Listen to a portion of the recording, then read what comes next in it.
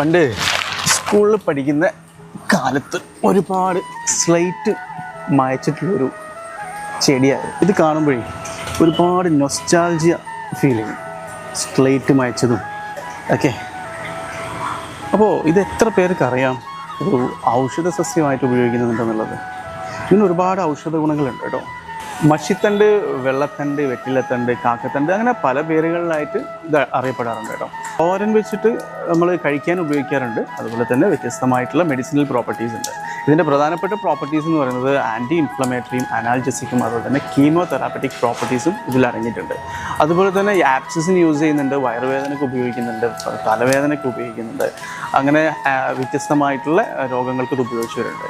തലവേദന വരുന്ന സമയത്ത് ഇതിൻ്റെ സമൂലം അരച്ചിട്ട് നെറ്റിത്തടത്തിൽ വെച്ച് കഴിഞ്ഞാൽ തലവേദന മാറും എന്നാണ് പറയപ്പെടുന്നത്. ഓക്കെ, അങ്ങനെ ഡിഫറെൻ്റ് ആയിട്ടുള്ള പ്രോപ്പർട്ടി ഉള്ള ഒരു നല്ല നൊസ്റ്റാൾജിക് ആയിട്ടുള്ള ഒരു ഡ്രഗാണ്